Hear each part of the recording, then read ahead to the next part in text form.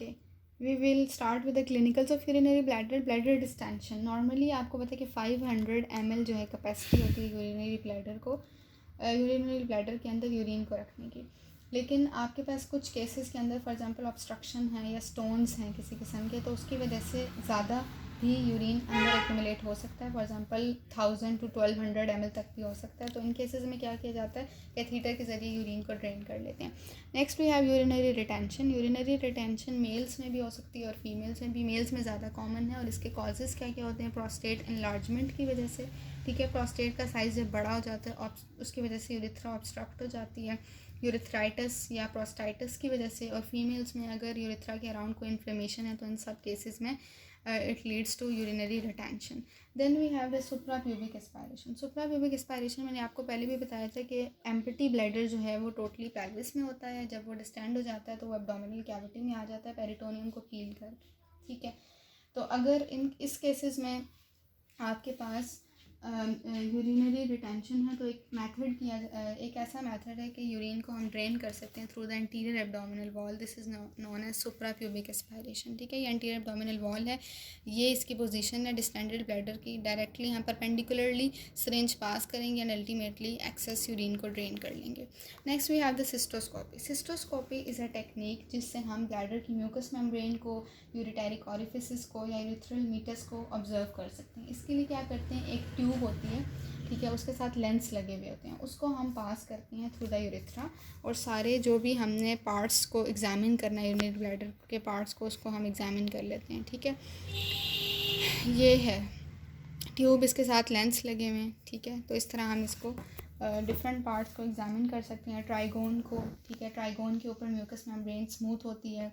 इसके अलावा बाकी जो है, अगर पार्शली एम्प्टी होगा तो म्यूकस मेम्ब्रेन उसमें स्मूथ होगी, अगर नहीं होगा तो फोल्ड्स होंगे। तो इस तरह की सारी चीज़ें हम एग्जामिन कर सकते हैं। इंटरयूरिटैरिक रिज है, एव्यूला वेजिकी है, ये सब हम सिस्टोस्कोपी से देख सकते हैं। ब्लैडर इंजरीज दो किस्म की होती हैं, intraperitoneal and extra peritoneal. Intra peritoneal होगी तो वो ज़्यादातर सुपीरियर वॉल की होगी, क्योंकि सुपीरियर वॉल पे पेरिटोनियम कवर करती है। ये तब होता है जब ब्लैडर की डिस्टेंशन होती है, ठीक है। एक्स्ट्रा पेरिटोनियल जो है वो एंटीरियर वॉल की होती है, जहाँ पे पेरिटोनियम नहीं होता। और अगर पेल्विस का कोई फ्रैक्चर है तो किसी बोनी फ्रैक्चर की वजह से ये हो सकता है।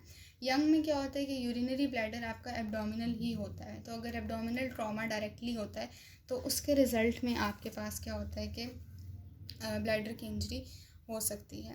Next we have the difficulty is in micturition after the spinal cord injuries, ठीक है। अब ये होता है कि ब्लैडर को इनर्वेट कर रहे होते हैं सिंपैथेटिक सिस्टम भी, पैरासिम्पैथेटिक और सेंसरी नर्व फाइबर्स। सिंपैथेटिक जो फाइबर्स आते हैं L1 L2 से, पैरासिम्पैथेटिक S2 S3 S4 से, और सेंसरी नर्व फाइबर्स होते हैं।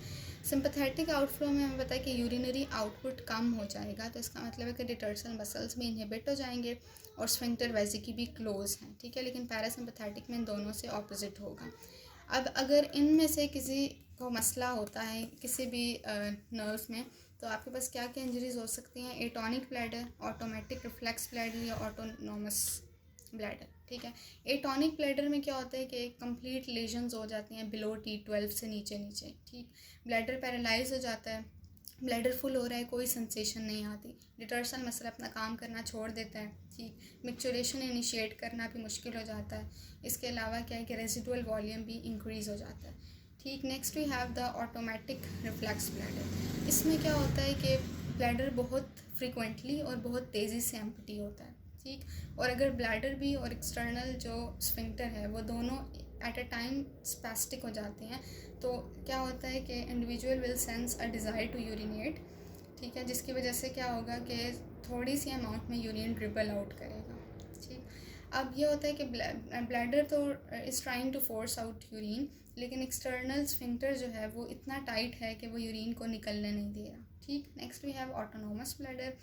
ऑटोनोमस ब्लैडर में क्या होता है कि बिल्कुल कंट्रोल नहीं होता, कोई एक्सटर्नल कंट्रोल नहीं है, सेंसेशन भी नहीं है, पैरासिम्पैथेटिक सप्लाई डिस्ट्रक्ट हो चुकी है, रेजिडुअल वॉल्यूम इंक्रीज़ हो जाता है, ठीक है। और ब्लैडर की जो कैपेसिटी है वो इतनी ज़्यादा इंक्रीज़ नहीं होती इसके अंदर। So that's all about the clinicals of bladder.